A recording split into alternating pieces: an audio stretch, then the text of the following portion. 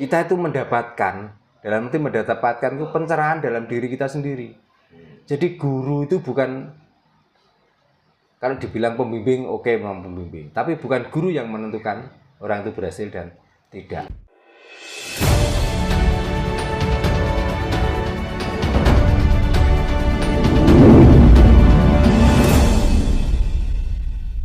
Maka kalau sudah tahu itu, kalaupun kita dianggap pintar, tidak akan keminter.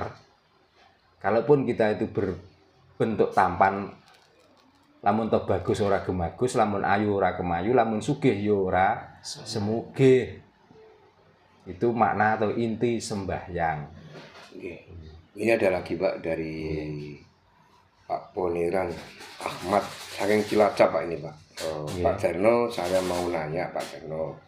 Saya kan sudah mulai belajar tentang kapitayan, dan agar saya lebih tahu dan mengenal soal kapitayan, apakah saya harus melakukan semedi dengan hembusan nafas hu Allah? Mohon wedarane Pak Jarno, rahayu.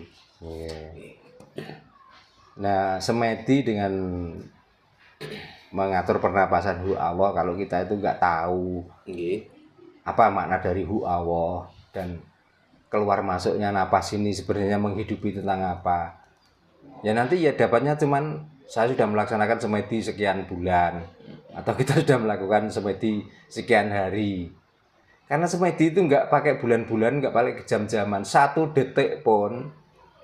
Kalau kita itu paham, ya semuanya hidup ini sudah paham semua. Jadi tidak perlu harus berlama-lama, tidak perlu harus istilahnya berhari-hari, enggak. Jadi di saat kita sudah menemukan kesejahteraan diri atau diri sejati, karena diri sejati adalah Gusti. Kalau kita sudah menemukan Gusti yang sejati, itu tidak butuh waktu dan tidak butuh tempat, di mana saja bisa. Itu. Nah, metode untuk pencarian itulah yang membutuhkan waktu. Kalau tiba-tiba melaksanakan, apalagi di YouTube, karena di YouTube itu sifatnya wacana, bukan ilmunya yang sebenarnya.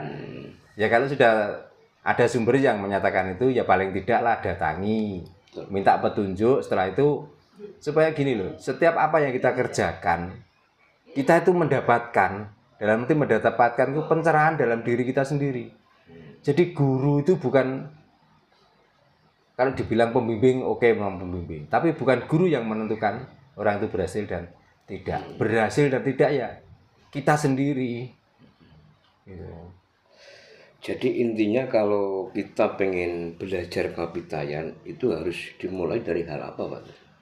Ya kita mengenali diri kita sendiri.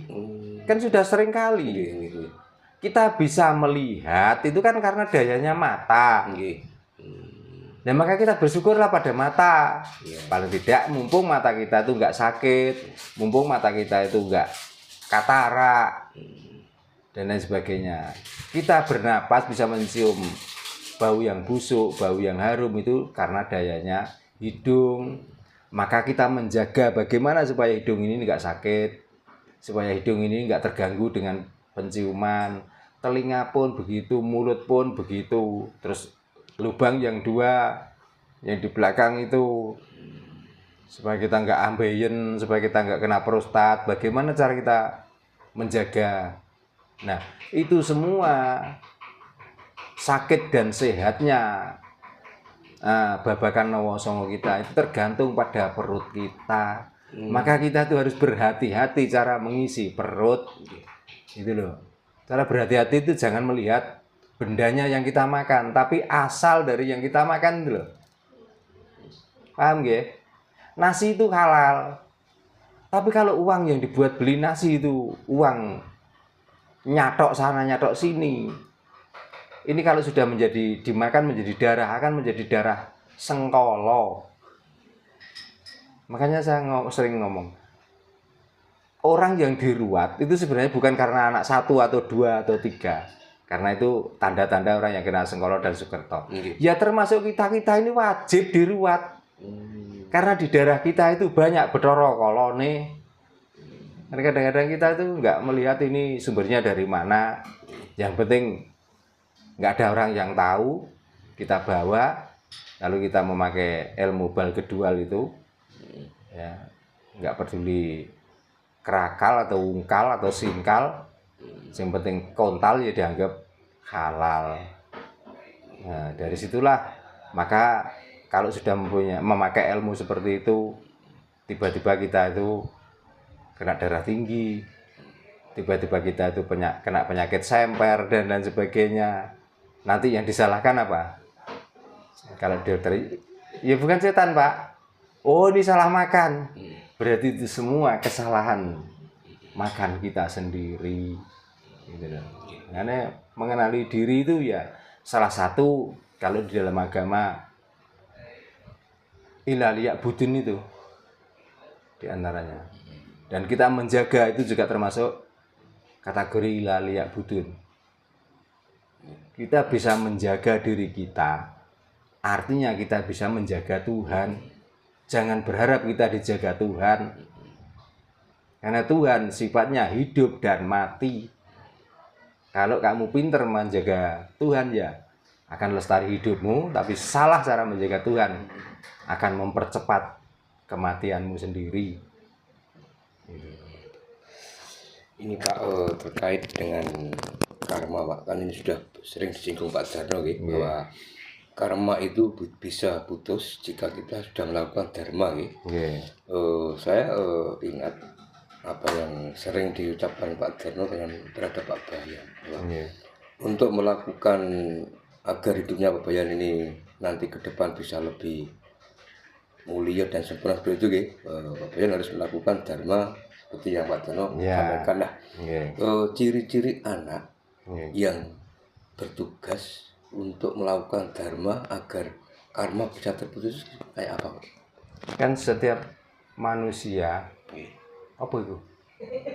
Setiap manusia itu kan ada kitab di tangannya masing-masing.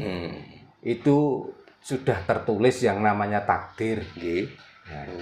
Maka untuk melihat orang ini harus melakukan dharma atau orang ini sudah atau orang ini masih melakukan karma, itu sudah tertulis di tangan kiri. Ini loh, garis ini loh. Inilah tulisan manusia. Dengan takdirnya sendiri, dengan karmanya sendiri, dengan dharmanya sendiri. Makanya bagaimanapun kalau garis tengah ini sudah putus atau ada bengkok, berarti dia masih melakukan karma buruk yang diterima dari dharma masa lalu. Gitu Pak ya. Ya bukan karena garis saya lurus, tapi kalau sudah lurus ya ini dharma atau karma yang harus saya lakukan sampai saat ini. Makanya saya nggak berani menentang. Maka nyawa sekalipun, kalau saya harus diubah dengan keyakinan saya nggak berani karena dharma saya harus begini. Oh gitu ya Pak ya. Gitu. Nah ini bisa dirubah karma ini, yaitu tadi. Maka lakukanlah termasuk ruatan. Nah apakah ada buktinya? Sudah banyak sekali orang yang garisnya ini murat marit, walaupun ini sudah ketentuan, tapi setelah diruat kenapa kok bisa agak sedikit lurus? Terus itu Pak, kenapa yang dijadikan parameter harus tangan kiri Pak?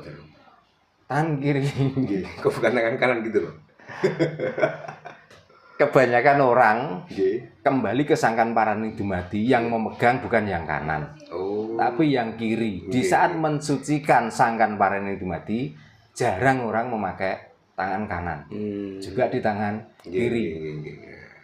Jadi nggak hanya sekedar, tapi realitanya memang seperti itu. Jadi tangan kiri artinya tangan pembersih, tangan suci. Kalau tangan kanan adalah tangan kotor. Gitu Pak ya. Kalau uang tangan kanan yang memegang, tapi kalau uang sudah dibelikan beras, dimasak menjadi nasi, masuk dalam perut, ampas-ampas dari nasi keluar, yang membersihkan tangan kiri. Jadi tangan kiri adalah tangan suci. Gitu. Makanya di dalam metode orang Jawa, setiap melakukan sembahyang, pasti yang memegang puroso atau purono itu tangan kiri. Ya sudah, pokoknya itu. Makanya tangan kiri adalah letak tangan atau yang bisa dikatakan tangan suci. Makanya para biksu, para Buddha, nggak ada mau semedi atau sembahyang itu begini, nggak ada.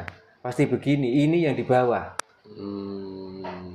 Lihat, nggak ada yang begini. Kalau begini, berarti dia tidak mensucikan tangan kirinya, dia tidak mensucikan takdirnya, tidak mensucikan catatan yang ada. Sampun cekap Pak Darno. Mudah-mudahan apa yang disampaikan pada malam hari ini bermanfaat dan menjadikan kita supaya lebih tercerahkan Pak. Nggih. Salam Rahayu. Nggih, rahayu.